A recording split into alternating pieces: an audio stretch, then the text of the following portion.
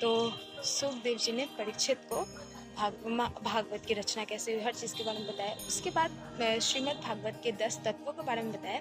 उसके बाद भगवान के स्थूल रूप का वर्णन किया। तो भगवान के स्थूल रूप का वर्णन सबसे पहले जब पृथ्वी की रचना हो जाती है, उसके बाद जब पृथ्वी का विनाश होता है तो फिर भगवान योग निद्रा में चले जाते हैं। तो भगवान को योग निद्रा से जगाने के लिए फिर वेद उनकी आरती करते हैं। तो जब वेद उनकी आरती करते हैं तो भगवान की इच्छा होती है कि वो उसे सुने, भगवान उन्हें सुने।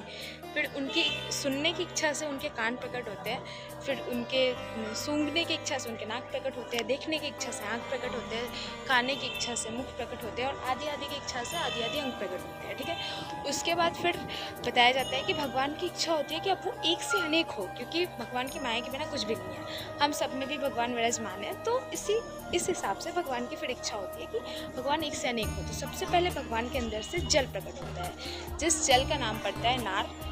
उसके बाद ये सब कुछ जानने के बाद फिर परीक्षित जी को सुखदेव जी बोलते हैं कि ये भगवान का स्थूल रूप का वर्णन है और ये भगवान की सभी माया है। राक्षस के अंदर भी भगवान विराजमान है, हर चीज़ के अंदर भगवान विराजमान है, बस हम देख नहीं पाते हैं। उसके बाद फिर परीक्षित जी अपना प्रश्न करते हैं कि जब विदुर जी अपना घर परिवार छोड़ चुके थे, भाई बंधु छोड़ चुके थे, तो वो मिले क्यों, तो वो फिर दोबारा घर पे क्यों आ गए।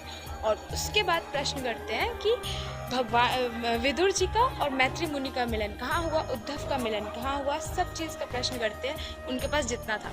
उसके बाद इन सब का उत्तर देते हुए तृतीय स्कंद में सुखदेव जी वहाँ से स्टार्ट करते हैं जहाँ से द्रौपदी का चीर हरण हुआ था। तो ये हम नेक्स्ट वीडियो में देखेंगे।